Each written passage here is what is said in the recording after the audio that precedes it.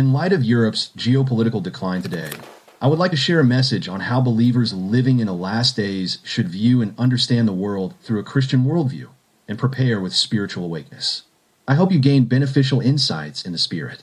Miyum. To begin with, in conclusion, the EU, known as the European Community and composed of 27 member states, is currently facing a comprehensive crisis.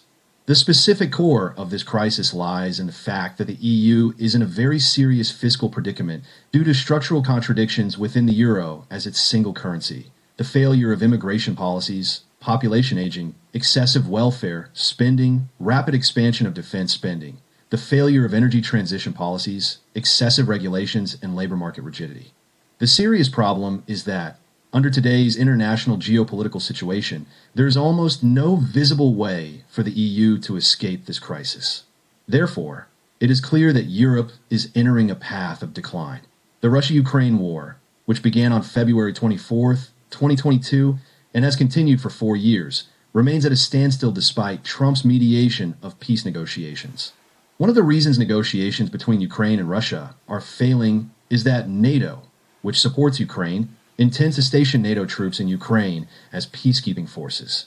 Russia absolutely opposes this, arguing that if the war were to break out again for any reason, whether accidentally or inadvertently, it would cease to be a Russia-Ukraine war and become a full-scale war between NATO and Russia. According to some prominent geopolitical experts, the EU has a hidden intention to wage war against Russia through NATO to seize $320 billion in Russian funds deposited and frozen within the EU as a belligerent. Furthermore, they suggest that by securing natural resources estimated at $72 trillion located within vast Russian territory, the EU aims not only to escape its overall financial crisis, but also to ensure its future sustainability. In fact, it has been reported that the EU has used the interest generated from these $320 billion in Russian funds to provide weapons and ammunition to Ukraine. However, since Ukraine is currently neither an EU nor a NATO member, NATO cannot directly participate in a war between Russia and Ukraine, nor can it be a party to the conflict. Therefore, it is said that confiscating and acquiring the entire $320 billion deposited with the EU is impossible under international law. However, the reason the EU is not cooperating with peace negotiations, as publicly known through Western media, is that if the war ends now, there is a risk that Russia will invade the European continent again after reorganizing its military and replenishing its weapons and ammunition. So the EU wants to eliminate that risk immediately. Yet, geopoliticians do not agree with this opinion. Rather, they believe it is due to the hidden objective of overcoming the EU's financial crisis mentioned earlier. Consequently, contrary to the opinions of experts, the general public, influenced by Western media reports, comes to view Russia as an evil nation harboring ambitions to reinvade the European continent. The general consensus among geopoliticians is that Russia has neither the interest, the intention, nor the capacity to invade EU nations. On the contrary, it is said that the global elites managing Europe are looking for an opportunity to exploit Ukraine as a sacrificial lamb by any means necessary to instigate a war with Russia, thereby exhausting and weakening its national power and ultimately reaping massive benefits from a defeated Russia. Therefore, reading articles in the domestic media that merely reproduce reports from European outlets without understanding these deeper contexts makes it difficult to properly grasp the true background behind the delay in peace negotiations in the Russo-American War. In a situation where two so-called parallel scenarios exist, one ultimately encounters a history written by the victors rather than the truth. In any case, the current affairs topic we are discussing today will differ significantly from the direction of reporting by domestic TV and mainstream media. That is why I titled this Changing the Saints' Perspective on the World. Personally, I am aware that most mainstream media around the world report under the influence of a massive force that the general public cannot clearly perceive, aligning their reporting with the goals and directions desired by that force. Therefore, any media outlets or individuals who make claims contrary to the direction of the content conveyed by these media are usually branded as conspiracy theorists and isolated from society. There is a widely known example involving Facebook and Twitter. During the Biden administration, they unilaterally sided with the Democratic Party by deleting the Facebook and Twitter accounts of Trump and his supporters or blocking their content. thereby completely blocking their online election campaigning and influence over the public. In fact, even before that, with the exception of Fox News, almost all mainstream media, including TV stations and newspapers, had already been reporting completely negative, distorted, and false articles about Trump. During the Biden administration, mainstream left-wing media reported on the mass entry of illegal immigrants, ranging from 3.5 million to 10 million, depending on the investigation method, without criticizing the deliberate neglect of border control. The fact that illegal immigrants were allowed to exercise their right to vote in the presidential election without verifying their citizenship, and the fact that national finances were wasted by loading these immigrants onto pre-mobilized buses and allowing them to stay in luxury hotels and cities for free. Instead, they reported on these matters neutrally, as if they were events in another country. On the other hand, regarding the Trump administration's deportation measures aimed at rectifying these illegal acts, mainstream left-wing media are publishing critical reports describing the arrests and deportations as ruthless and devoid of humanity.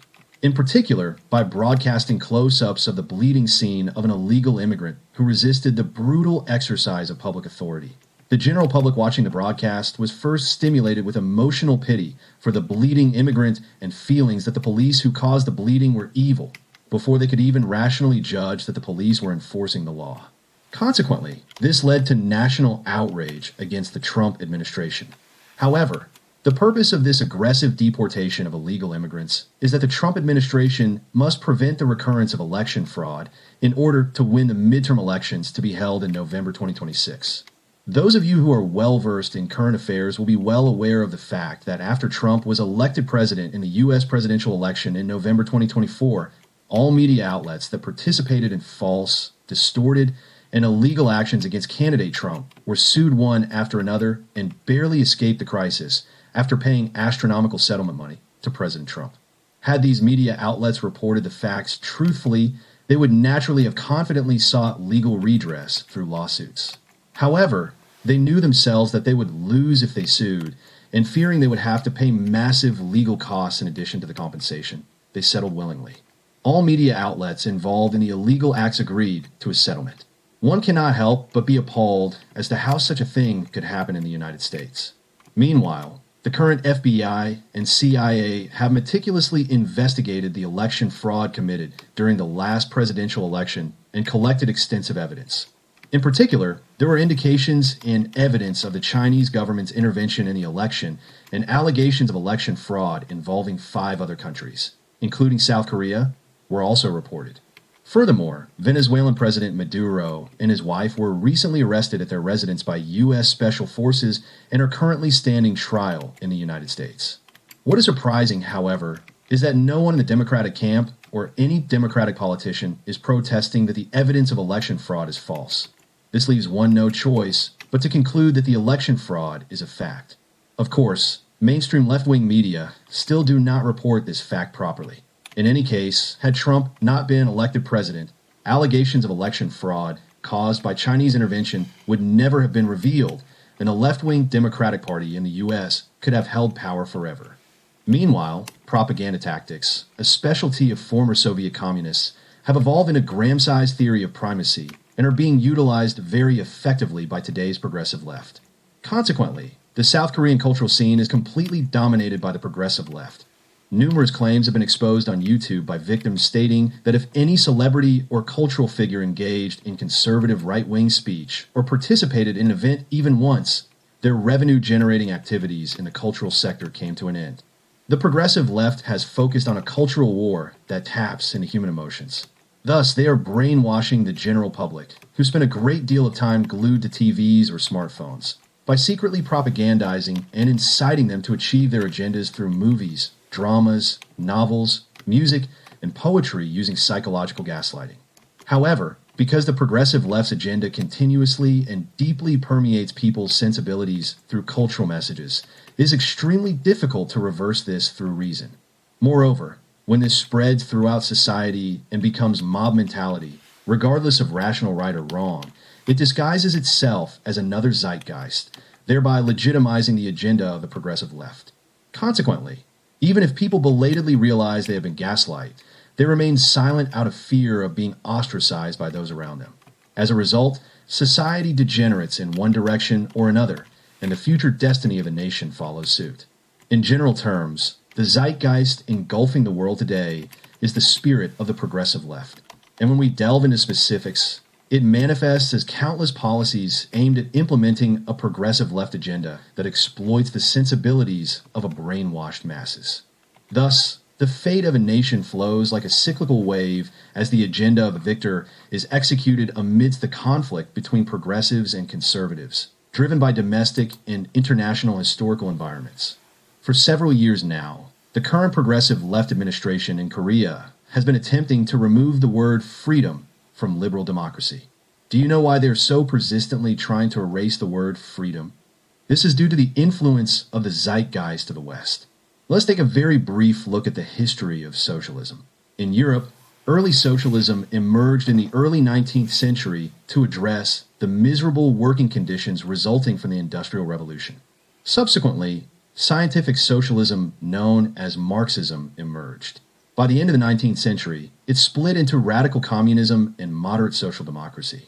Following World War II, while the Eastern Bloc remained communist, Western Europe entered a golden age of social democracy, leading to the present day. Furthermore, entering the 2000s, political parties led by the younger generation have emerged, advocating for eco-socialism and democratic socialism with agendas addressing the climate crisis and inequality. So, what is the concept of social democracy as the ideology of the current European social system? Social democracy is a philosophy that seeks to gradually transition the capitalist system into a socialist one without revolution, pursuing equality, income redistribution, and welfare policies under a liberal democratic system and capitalism. There is a fact here that we must pay attention to. In 2018, during the Moon Jae-in administration, the Democratic Party of Korea spearheaded discussions on constitutional amendment. Controversy arose when they attempted to replace the term liberal democracy, which had been used continuously since the liberation in 1945, with liberal removed, replacing it simply with democracy. Since last year, they have again been advocating for removing the word liberal entirely. What is their intention in attempting a systemic transition? Will they remove the word liberal first and then later insert the word society to transition the Republic of Korea into social democracy? Or will they place society after democracy to move toward democratic socialism? Democratic socialism is an ideology that aims for socialism as an economic system while maintaining democracy as a political system. Finally, socialism is an ideology that seeks to realize social equality by restricting private ownership of assets and collectively owning or managing the means of production, such as factories and land. Given that Assemblyman C, a multi-term lawmaker of the Democratic Party and former Minister of Justice, has consistently advocated for the nationalization of land, similar to China. Since the Moon Jae-in administration, he appears to be a politician aspiring to socialism. Furthermore, considering that the U.S. suspects the Lee Jae-myung administration of being pro-China, I am filled with fear that South Korea might bypass European-style social democracy and head directly toward a socialist system. However, while the slogans of socialism always sound impressive and plausible to people, in reality, they have ultimately bankrupted governments and destroyed people's opportunities, motivation, and curiosity. Today, we are witnessing the decline of even social democracy in Europe. Recently, U.S. Vice President Vance remarked that Europe is engaging in many self-destructive actions. The issues he pointed out included the EU's high taxes, excessive regulation, the Green Agenda, mass immigration and failed policies, and climate agreements.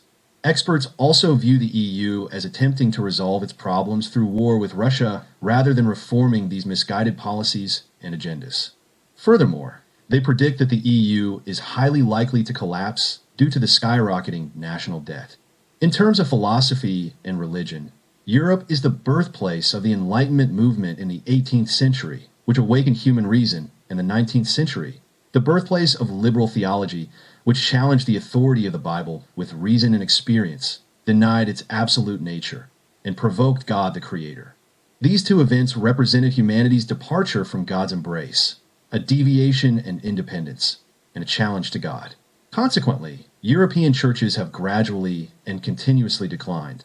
Today, most empty church buildings, abandoned by their congregations, have been sold and remodeled into commercial properties, while the remaining churches have degenerated into places resembling nursing homes, where only a small number of elderly people gather to pray. Thus, Europe, having turned away from God, is rapidly declining. If you have followed along this far, you likely have a general idea. Socialism has been implemented in many countries for over 200 years, utilizing models that have been modified, differentiated, and evolved. The EU, which prides itself on possessing the greatest and longest history, brilliant culture, humanities, and advanced economy in science and technology, has already exhausted every conceivable effort as a long-standing socialist state, yet sees no solution to its financial crisis. Consequently, it was the first in the Western world to implement the digital ID system and is now engaging in media surveillance and control. Furthermore, with hidden ulterior motives, it appears ready to wage war against Russia alongside Ukraine as a last resort. Furthermore, while there are some differences among individual countries, the European Church is practically a nominal entity, existing in a state that is no different from being dead. If you are a believer who personally believes that we are living in the end times, you must never take reports from TV or mainstream media at face value. This is because news articles are bound to be colored by the influence of power. Overseas geopoliticians point out that controls on freedom of expression are already underway in the UK. This suggests that the UK's financial crisis is indeed urgent. Therefore, believers must always be trained to view the world through the lens of a Christian worldview.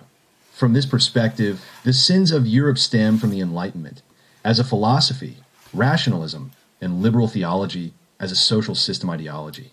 These ideologies, while emphasizing human dignity, have expanded and reproduced the roots of evil that cause so-called awakened humans to oppose, deny, and even blaspheme God the Creator.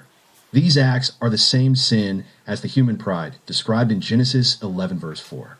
Even after experiencing the event of Noah's flood, humans, having forgotten the past, resolved to make a name for ourselves by raising the top of the Tower of Babel to the heavens and avoid being scattered over the face of the earth, thereby attempting to exalt their own names.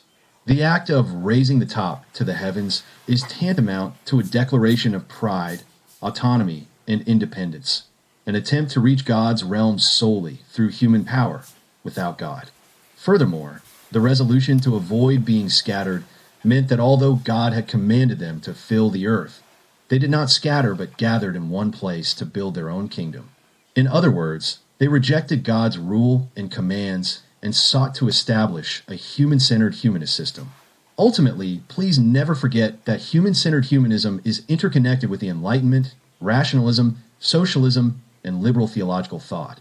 It is an ideology that causes humans to defy, ignore, and oppose the will of God the Creator in this world where Satan holds power. I predict that socialism and its system, as a progressive leftist ideology currently engulfing the world and continuing to evolve, will transition into a totalitarian regime where states implement policies while completely monitoring and controlling their citizens by utilizing big tech technologies such as digital ID, artificial intelligence, robotics, sensing technology, CBDC, cryptocurrency, and blockchain. This is the realization of the 666 beast system prophesied in the books of Daniel and Revelation. As I attempted to convey this within a short time frame, the structure of the content may be somewhat disorganized. However, I trust that interested believers with ears to hear have fully understood it. I pray that you will remain awake and always walk with Jesus, waiting with faith for that time when no one knows when it will come. Amen.